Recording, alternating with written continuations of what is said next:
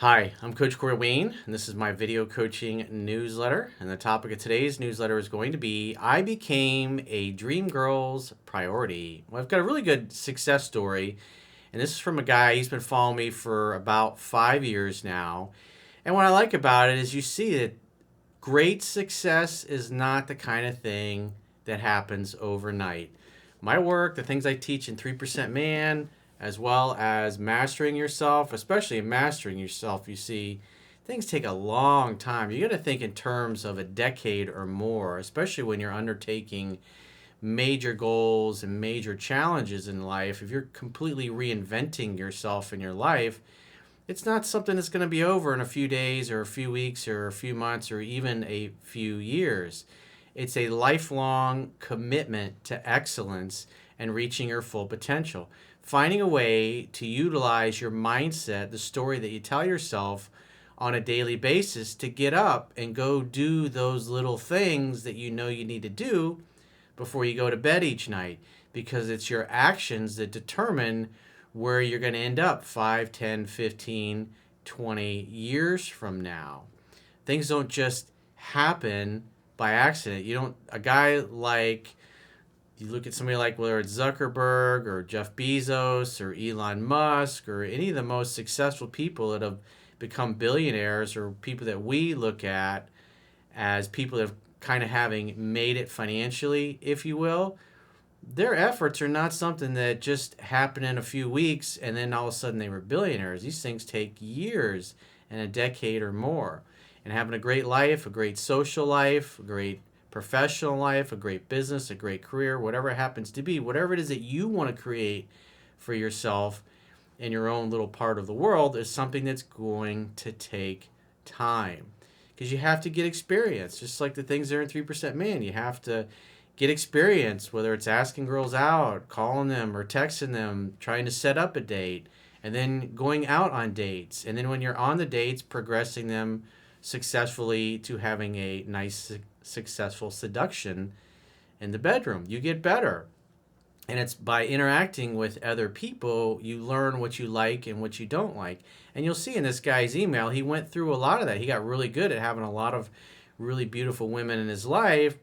But the problem was most of them just had no goals, no ambitions. And when he would ask them questions like, what do you want out of life? They had no answer. And that's the reality. It's like if you're going to have somebody in your inner circle, whether it's your girlfriend, your significant other, your wife, or just different kind of women that you're dating, this also includes your friends and the people that you spend your time with socially. If you surround yourself with losers and people that have no goals, no ambition, and they're going nowhere in life, and yet you're a high achieving person, has lots of goals and dreams, and they're mediocre average people, whether they realize it or not, and whether you realize it or not, they're going to get in the way. They're going to sandbag your success, and they can't help that. Because the things that you're going to do, whether it's, oh, I got to go run to the gym, or I got to go do this meeting, they're going to be like, oh, I'll do it tomorrow. Do it next week. There's always next weekend. Let's have a good time right now. And they want instant gratification. And if you're trying to reach your full potential and get beyond where you started out, you're going to have to be surrounded with people that have the same goals and the same values and have similar dreams, so you can encourage each other. Because you're going to have rough days, you're going to have difficult days, you're going to have unexpected challenges just come your way. Like this morning when I sat down, I was going through my emails. When I see an email that I like, I'll usually put a flag next to it. Well, the company, I'm not going to mention the company because I'm not too happy with them right now, that handles my emails, decided to upgrade and migrate their system. And like literally, I'm looking through these emails and it's just my email just went bloop, and everything just disappeared. And then I go log in the interface online because I have an online interface to use, and I couldn't get in. It's trying to make me go and download this other software, and it's obviously infuriating. And so the first thing that happens that pops in my mind is like, I'm not going to be able to get my video news. I can't get my damn emails. So I have an email to answer. And it just wasted like a half hour of my time. But I finally figured out and found a back way to get access to what I had before. And I'm able to do this newsletter today. But that's what happens. Life throws curveballs at you when you least expect it. You turn your computer on in the morning and it's dead, or you got no internet, or your car doesn't start. Things, or somebody close to you dies unexpectedly. Like one of my friends who you're gonna meet. We got a podcast that we filmed a few weeks ago.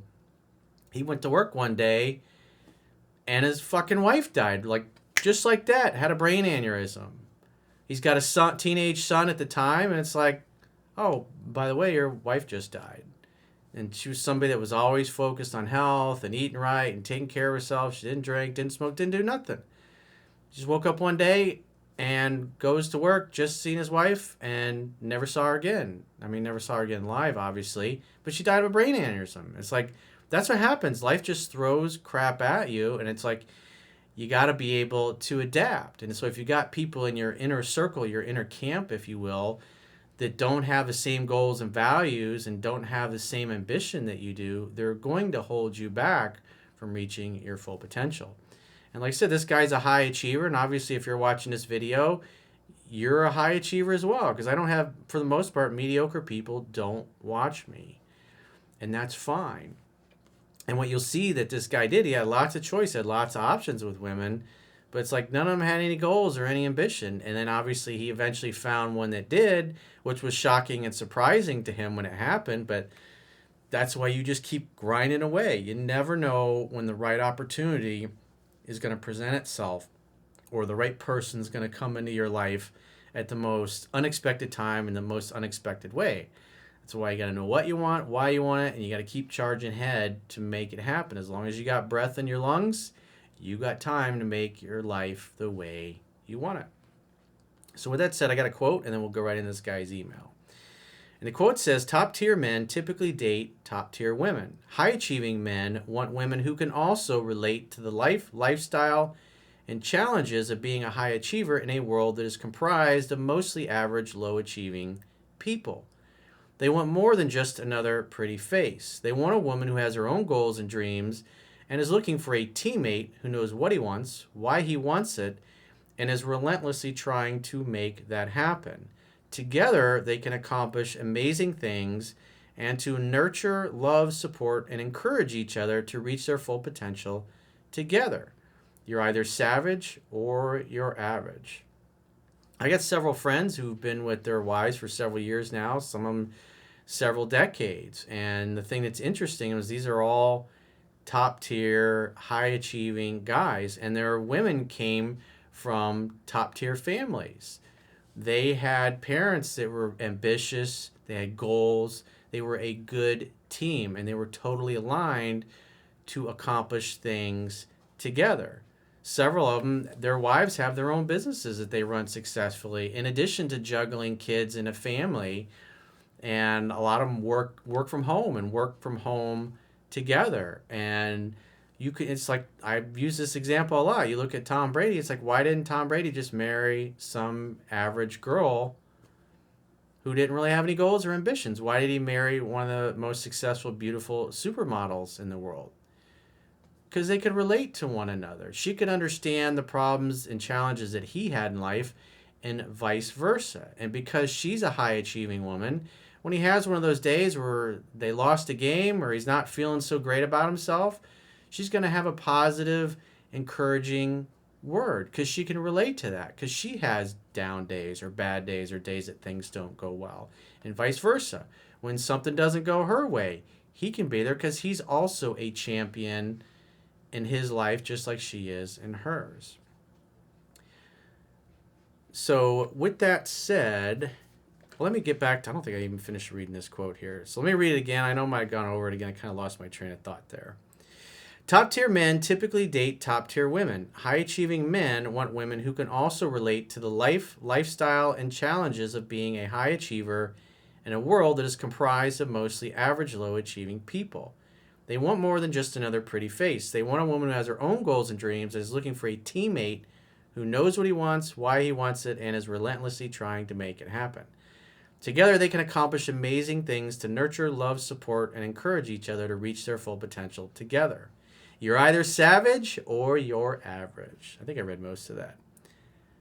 But hopefully you enjoyed me reading it twice, or mostly twice. So let's go through the email. He says, "Hello, Coach. I wanted to share a success story of mine, and I hope it will show people how your work can help them win the girl they dream about, and not only that, but become her priority in life.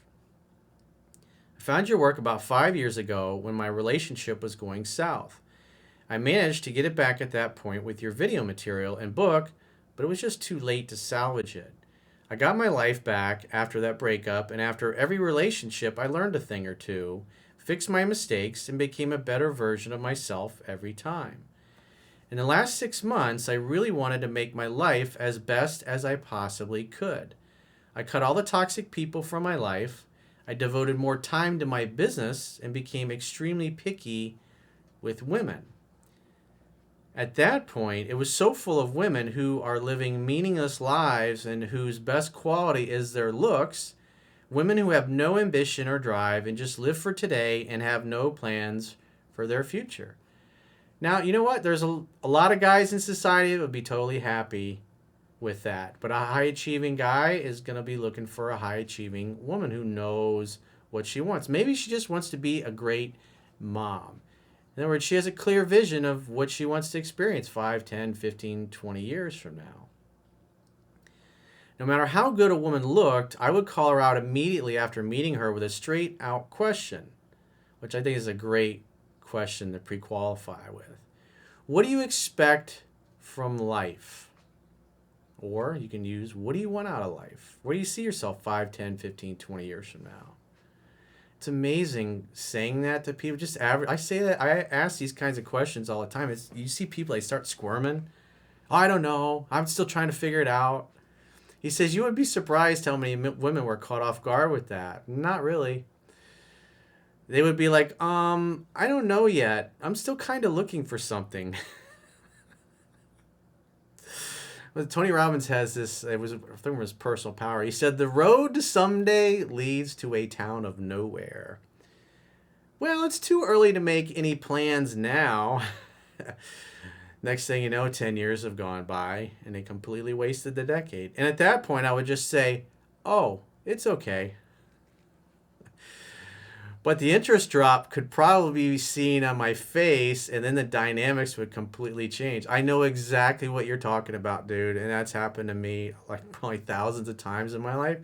It's like, because you start talking to somebody, you're like, wow, she's hot, and you find out what she's all about, and you ask her a question like that, and she's just like, oh, I don't know, I'm just trying to live it day by day. This job's cool for now.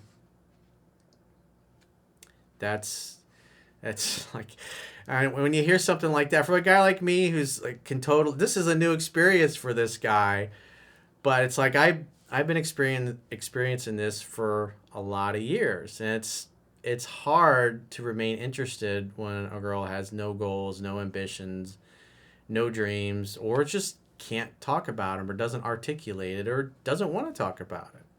I want somebody that's excited, whether it's friends or a woman to date, somebody that's got some goals and some vision, and they know what they want out of life. Not somebody that's just drifting along like a fucking tumbleweed.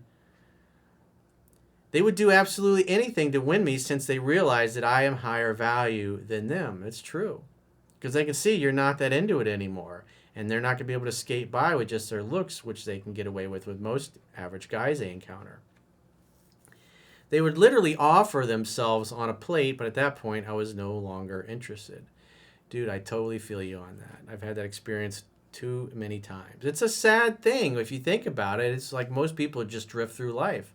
They don't really have any goals or ambition, and they're not really applying themselves on a daily, consistent basis, trying to get way beyond where they're currently at. They're just trying to get through the work week and get to the weekend so they can pound some beers, have some junk food, watch some TV, space out, sleep on the couch, or whatever it happens to be. And it was going like that until I met a girl who answered my question with real plans and goals for life. Yeah, because at that point, it happens so much, you're just expecting, oh yeah, here it comes. Oh, I don't know. And then she shocks you. I was absolutely stunned that a woman that hot was actually working for herself and having high goals and ambitions. I think it's pretty hot. An attractive woman who has goals and ambitions, maybe she owns her own business, has a career, is doing things that are fun, And her girlfriends tend to be high achieving as well. Following the principles from your book and videos, it was easy to get her to fall in love with me. She is so strict, and people at her work fear her, but when she's around me, she acts like a little girl, hugs me, and touches me all the time, nonstop. Yeah, because you're totally in your masculine energy, and therefore she feels safe and comfortable enough to turn into a playful little girl, even though she's able to put on that masculine armor at work and kick ass. And so that's a compliment to you that you're showing up in your masculine energy the way it's supposed to be. And she naturally shows up in her feminine energy. She reschedules all her plans if she needs to adjust to meet me, and she plans her following week with me as a priority. She's totally submissive to him. And all I do is be nice to her and give her love and affection when we are together, and when we are not, I just give her the time and space to live her own life and reach out to me when she wants to see me again. And regularly I hear things from her like, "You are so different from all the other guys. I literally feel like I am totally free, but I only want to be around you all the time." That's the interesting thing. Sometimes I see people getting butthurt when I talk about or I relay the Thich Nhat Hanh quote of, "You must love in such a way that the person you love feels free to come and go." People are like, "Oh, that's not true." They get mad and they get butthurt. It's like, you give a woman the freedom to come and go, to stay with you, or to choose somebody else or whatever. It's like they become like a sucker fish. They are always attached to you. They always want to be around you. They always want to have their hands on you because you make them feel so free to be themselves that who else would they rather be themselves around other than you? So basically, this is the story, Coach. I am living every man's dream at the moment. I have a girl that is absolutely my type, head over heels in love with me, and it feels great. I just want to tell all the guys that follow your work that they need to work on themselves and have high standards for women. Show them that their looks is not enough to win you over, and that they have to bring much more to the table. Totally agree. You are 100% spot on. You got to have somebody that is more than just a pretty face, because at the end of the day, the looks are going to fade the older you get. And you want to have somebody that you respect, that you admire, that you mutually admire each other. Somebody that's so awesome that you just feel compelled to be an even better man just because she's such an amazing woman. She deserves it. She deserves your awesomeness and your best self. So if you're having a problem, oh, and by the way, welcome to the 3% Club, brother. It's expanding every day, and you can get these at teespring.com, the Coach Corey Wayne store. So if you have a problem or a challenge in your personal or professional life and you'd like to get my help, go to understandrelationships.com, click the products tab at the top of your screen, and book a coaching session with yours truly. Until next time, I will talk to you soon.